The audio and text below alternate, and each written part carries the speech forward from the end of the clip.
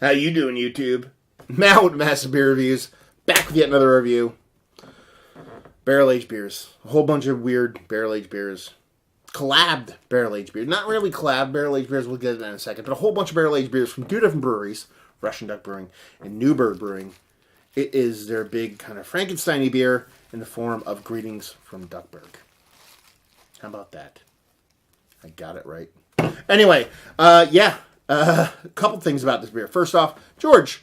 You all know George, Master Troll Reviews. He got this beer and he gave it to me. Thank you very much, dude. Super excited to give it a whirl. But yeah, the second thing I want to talk about. Greetings from Duckburgh. So Russian Duck Brewing and Newburgh Brewing. They're not too far away from each other. Russian Duck is in Orange County, New York, Chester County. Newburgh is in Newburgh, right where the Hudson crosses over. Right around, what else is up there? Newburgh's up there. Hudson Valley Brewing's up there. A couple different breweries. So you have, Russian Duck, and Newburgh. But what do you think when you see this? Duckburgh. I think of DuckTales. And honestly, if you all wouldn't find me and stab me in the face with a hot poker, I would talk about DuckTales for about 9 hours because I grew up on that shit. I love me everything. Scrooge McDuck and his Lucky Dime and Gizmo Duck and Beagle Boys, the whole nine. I love the name of this beer is basically what I'm saying just because it's called Duckburgh. So, yeah, all I can, right now during this whole thing, I'm probably going to mumble and stumble over a bunch of words like I am right now. Just because the tune, the DuckTales theme song is like cycling through my brain. Anyway, let's get into it. It says here, Greetings from Duckburgh. It's a two brewery BFFs. It's a blending barrel-aged beers to celebrate 5 years. So both of them are kind of on their 5-year anniversary. Decided to take a couple of their beers and blend them together and put it in a can. Russian Duck did a barley wine in Imperial Stout. It was their Dead Morose and one of their barley wines. I forget what it was called. Rudy Juice, maybe? And then Newburgh took an old ale and an Imperial Stout, both barrel-aged. Also, I definitely don't know the names of those. And kind of they blend them all together to make this beer. So, that's what Russian Duck does. For their Dog's Bollocks and a couple of their other beers, they do a lot of blending on things. Their part series is pretty much all blending. So they are kind of wizards when it comes to that stuff. Newburgh has a really nice barrel-aged program, so they definitely know how to throw it down on the big barrel-aged tip. So, yeah. Let's just dive in this sucker, see what she's got. Label-wise, she's cool. I mean, I read everything else on there. Brewed by Newburgh Brewing and Russian Duck Brewing and canned in Newburgh Brewing. I mean, it's not like they collabed together. Like I said, they just brought a bunch of beers and blended them together, which is kind of a cool concept. And the label-wise is cool. It's got that big kind of arcing kind of Duckburgh lettering going from, Russian Duck all the way to Newburgh. Russian Duck glass. Proper glassware. Half proper glassware, if you want to look at it that way. So, yeah. Let's give her a whirl. So, a lot of barrels going on. A lot of big dark beers. Like I said, 2 Imperial Stouts. 1 Russian, I know for sure.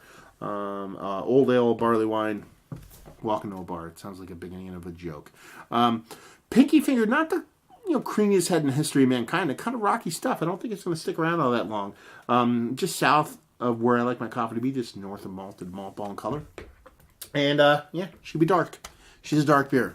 Who would have thunk it? So, yeah. Let's even get a nose on her. Oh, my God. Dude. The richness of these beers is just insane. It's like a sugar daddy had hate sex with molasses.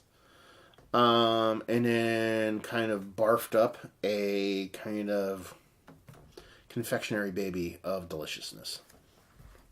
Proper. This is scientific tasting notes. You should really be writing this shit down.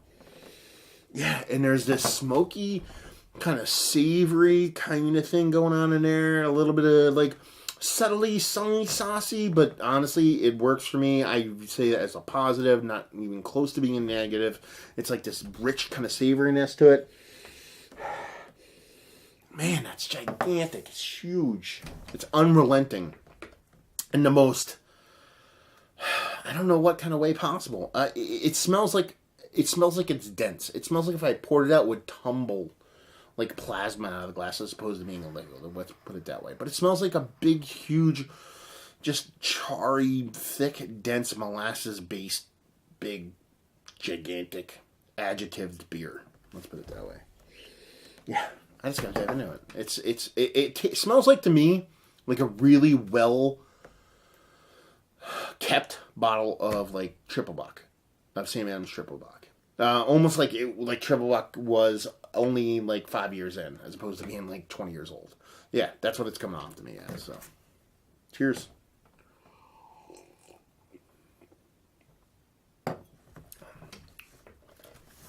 That's what it tastes like to me. It tastes like a younger and well-kept Triple Buck.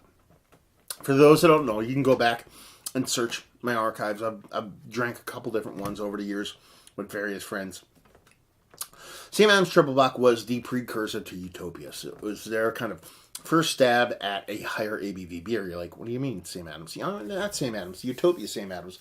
Back in 94, 95, and 97, they released Triple Buck. It was in like an 18%. You have to remember, this is before anybody was doing that shit. We're talking about, like, I'm graduating high school. It's like 21, 22 years ago.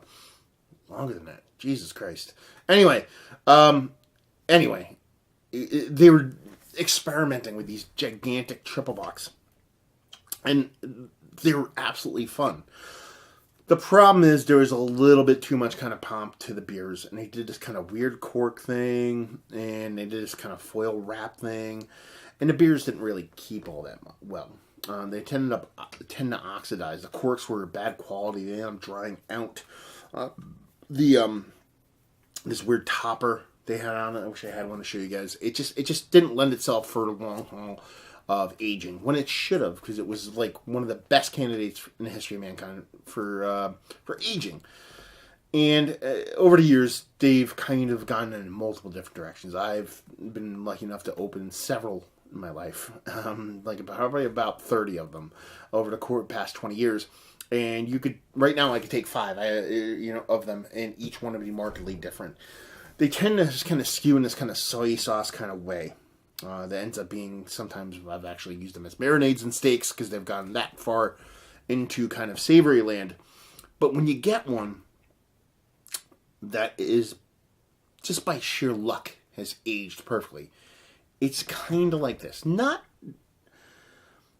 as, I don't want to say small, because it's not a small beer at all. They don't have the ABV on here, unless it's on the bottom. Let's see, no, it says line share responsibly. It was canned the other day, but it doesn't say on it. This has to be 12 or 13% alcohol by volume.